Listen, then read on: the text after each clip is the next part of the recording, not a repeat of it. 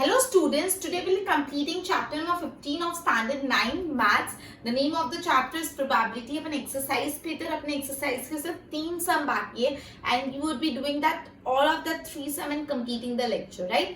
Okay, the sum number first is sum number 8, okay? पहला हम sum number 8 करेंगे. So we'll be reading the question. Refer to question 2 exercise 14.2. तो आप 14.2 exercise में पीछे shuffle करिए, चले जाइए पीछे.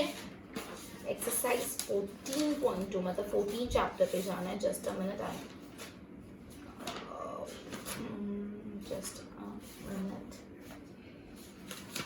ओके. एक्सरसाइज 14.2 पे मैं चले गई और NCERT text book question number 2 पे गए. क्वेश्चन नंबर 2 में क्या है, पहले मैं रीड कर लूँ. The distance in kilometre of 40 engineers from their residence to their place of work were as follow. मतलब यहाँ पे 40 इंजीनियर्स, 40 इंजीनियर्स का अपने घर से अपने ऑफिस की जगह तक का जो डिस्टेंस है वो दिया हुआ है. 40 इंजीनियर्स का, किसी का 5 किलोमीटर है, किसी का 19, किसी का 7 एंड अकॉर्डिंगली 40 इंजीनियर्स का डिस्टेंस दिया हुआ है. ठीक है, तो ये चीज कंसिडर करनी है. अपन को पहला फाइंड करना है, find the probability that less than 7 kilometer lives from the place of work. First, less than 7 kilometer. तो सबसे पहले आप ये देखो टोटल कितना है.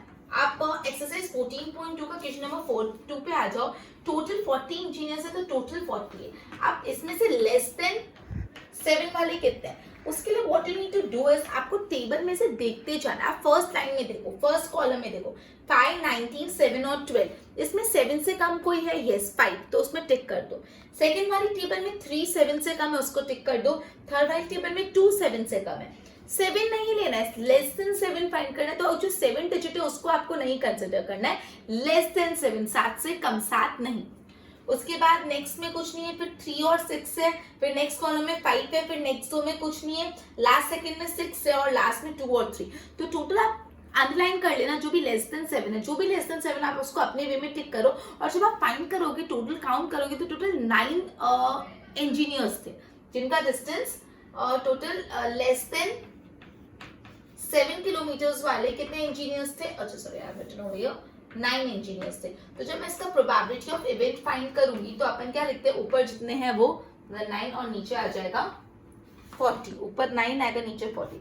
तो ये मेरी प्रोबेबिलिटी है कि जो भी इंजीनियर्स है उनका डिस्टेंस घर से और place of residence less than 7 kilometre. Simple. अब इसी का सेकेंड पार्ट करते हैं, एक बार देख लो इसको.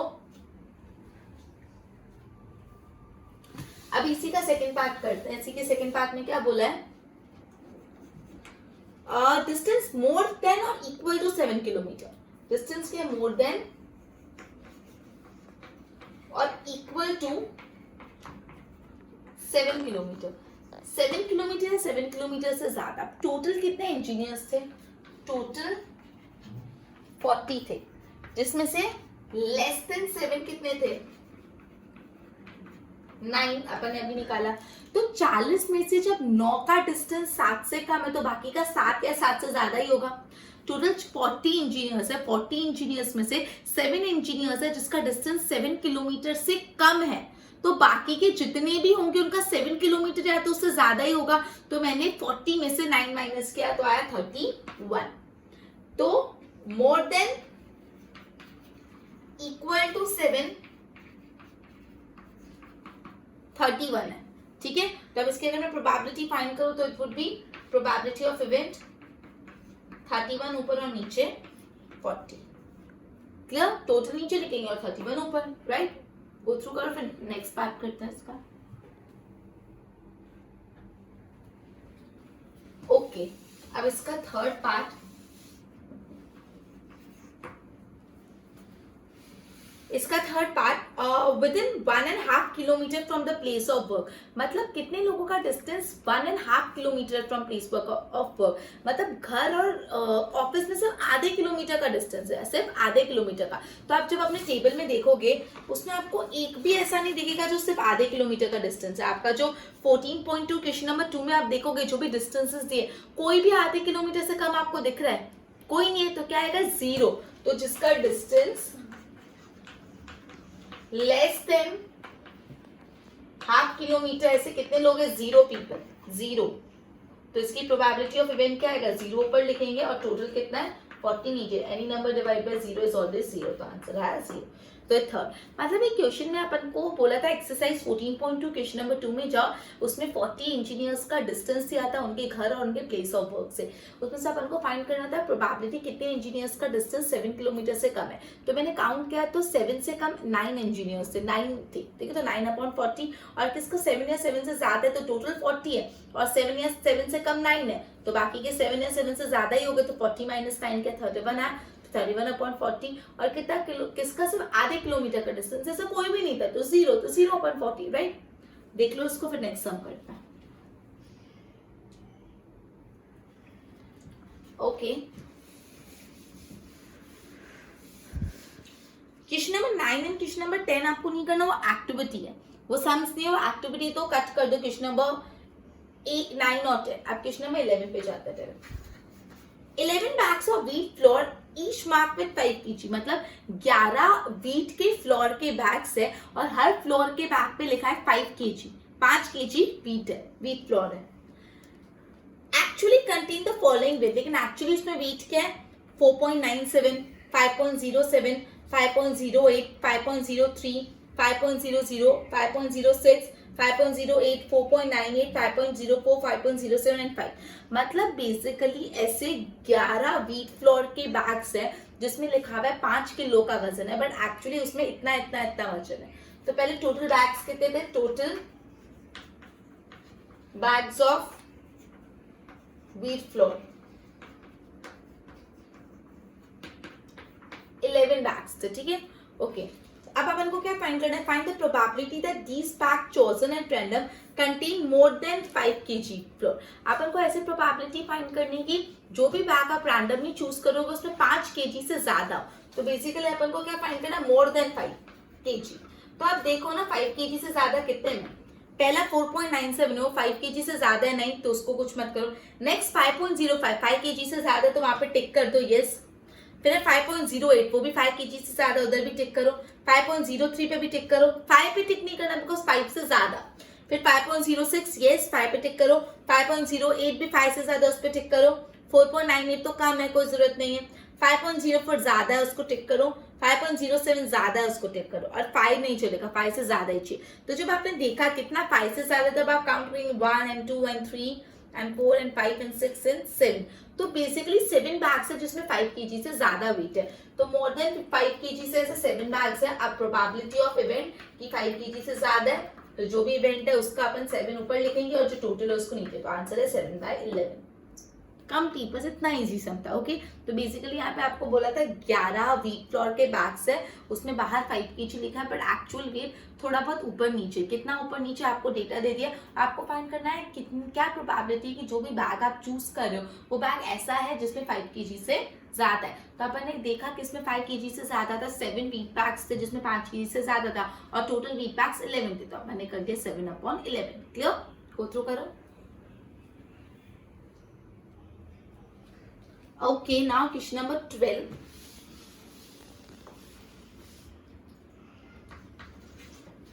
Okay, I'm reading the chapter question. Question number 5 for 14.2. तो okay, again मुझे 14.2 पे जाना पड़ेगा। उसका question number 5 पे मैं गई, ठीक है। उसमें क्या है, एक बार मैं देख लेती हूँ। तो study was conducted, okay। उसके बाद क्या लिखा है, you were asked to prepare a frequency distribution table regarding the concentration of sulfur dioxide in the air parts per million. Okay. Using this table, find the probability of concentration of sulfur dioxide in the interval of 0.12 to 0.16.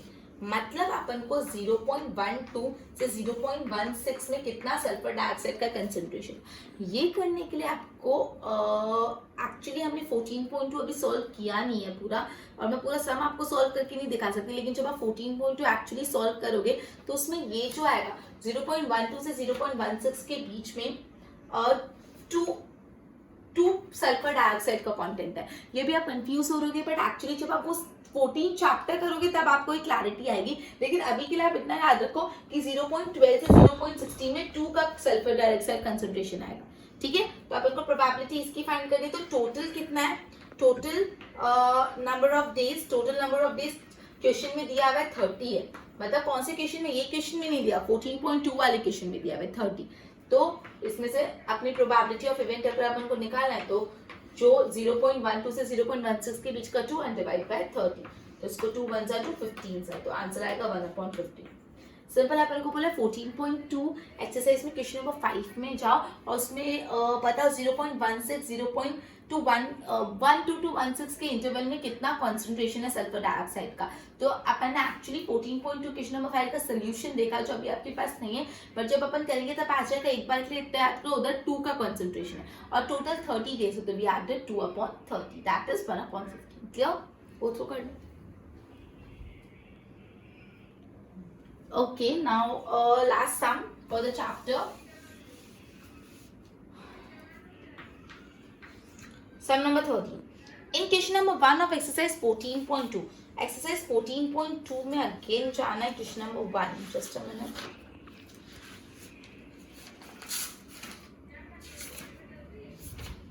Okay, उसमें first है blood group वाला question है। उसमें आपको find करना है you are prepared to frequency distribution of blood group of 30 students. तो total students कितने हैं? 30 स्टूडेंट्स के ब्लड ग्रुप के बारे में आपको पता लगाना था।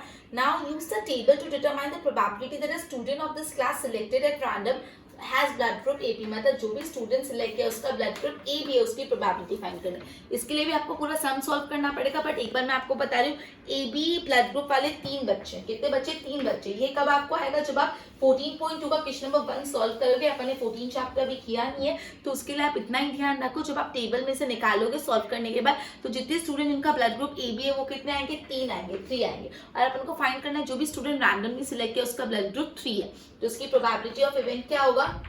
ब्लड ग्रुप AB वाले 3 एंड टोटल कितने? 30, तो 3 1 जा 3 10 जा, तो आंसर हो भी 1/10। Okay, simple. अपन को इतना मतलब टोटल 30 स्टूडेंट्स आप फाइंड करो। उस 30 स्टूडेंट में से जो भी हम स्टूडेंट सिलेक्ट करें रैंडमली उसका ब्लड ग्रुप AB है, तो अपन एक टेबल में से देखा तो AB ब्लड ग्रुप वाले 3 बच्चे थे, तो 3 बच्चे divide by total that is 30, तो 1/10। ओके, एक बार गो थ्रू कर लो। ओके, तो अपन ने एक्सरसाइज कंप्लीट कर लिया। अलॉन्ग विद दिस अपना चैप्टर भी यहाँ पे कंप्लीट होता है, अपना सेशन भी यहाँ पे कंप्लीट होता है। Good bye.